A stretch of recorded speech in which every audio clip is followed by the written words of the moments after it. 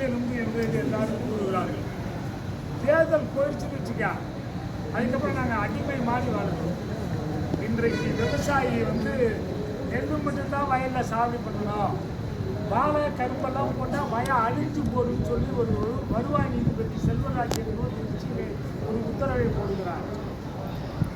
வேளாண் விஞ்ஞானிகள் என்ன சொல்றாங்க, வேளாண் ஆராய்ச்சியாளர் என்ன சொல்றாங்க, மாற்று பயிர் நடுங்கள். 2 வருஷம் 3 வருஷம் நெல் போட்டால் 1 வருஷம் வாழை போடுங்க, 1 வருஷம் கரும்பை போடுங்க. அப்போதான் அடுத்த வருஷம் நெல் 30 மூட்டை விளைஞ்ச நெல் 50 மூட்டை விளையும், 60 மூட்டை விளையும் சொல்றாங்க.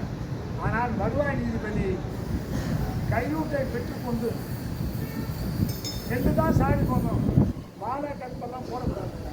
ஒரு பக்கம் இது மாதிரி ஆட்கள், அதுவும் இந்த கேரளாவுக்கு கோயிலுக்கு சொந்த மாதிரி இடத்த பொள்ளாச்சி பக்கத்தில் ஆனமலையில் விட்டுட்டு வர்றாரு சத்தீஸ்வரன்.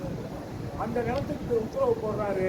இதை கண்டித்து இன்றைக்கு மந்திரியை பார்த்தோம், வேளாண் மந்திரியை இப்படின்னு சொல்கிற அசிங்கமாக சொல்கிற ஆள்லாம் இருக்கு. நான் கூப்பிட்டு அக்ரிகல்ச்சர் செக்ரட்டரி சொல்லிட்டாங்க, அதே போல் டைரக்டர் அக்ரிகல்ச்சர் சொல்லியிருக்காங்க, ரெவன்யூ செக்ரட்டரி சொல்லியாச்சு. இவங்களாம் நடவடிக்கை எடுக்கிறேன் என்று சொல்லுகிறார்கள். ஒரு பக்கம் விவசாயிக்கு சாவடி பண்ணுறதுக்கு கரும்பு வாழை போடுறது விட மாட்டேங்கிறாங்க, இன்னொரு பக்கம் காவிரியில் வெள்ளம் தண்ணி கூட கடலில் போய் விழுந்துருச்சு, இன்னும் வயலுக்கு வரல. இந்த கடந்த 3 ஆண்டுகளாக கண்ணாடில் தண்ணி வராங்க, எல்லாம் முள்ளு முளைச்சி போச்சு.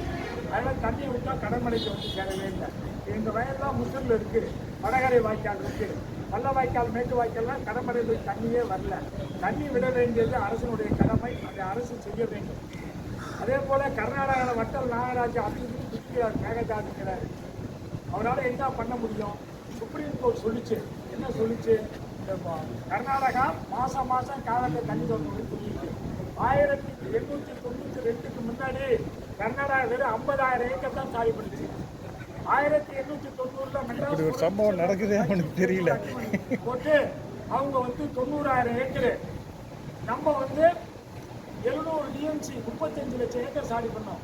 1924 ஒரு அக்ரிமெண்ட், அடுத்த அக்ரிமெண்ட் அவங்க 5,90,000 ஏக்கர் கிருஷ்ணராஜசாகர் அணை, நம்ம மேட்டூர் டாம் கட்டிக்கிட்டு நம்ம 28 லட்சம் 30 லட்சம் ஏக்கர் சாப்பிட்டோம். 5,90,000 ஏக்கர் 74க்கு அப்புறம் எங்க கவர்மெண்ட் விட்டதுனால அவங்க ஊரானே இருந்த கிருஷ்ணராஜர் கபடி இறங்கி ஏமாவதிங்க ராமஜீத்தை லட்சம் 5 அணையை கட்டி இப்போ 28 லட்சம் ஏக்கர் அவங்க சாடி பண்ணுறாங்க. நம்ம 10 லட்சம் ஏக்கர் ஒருபோதும் சாடி பண்ண முடியல. அதற்கு நாங்கள் உச்சநீதிமன்றத்தில் வழக்கு போட்டிருக்கோம். எங்கள் சங்கத்தில், தேசிய தென்னிந்திய விவசாய சங்கத்தில் 1 லட்சம் கோடி நஷ்டம் எடுக்கிறோம் கர்நாடகாவில்.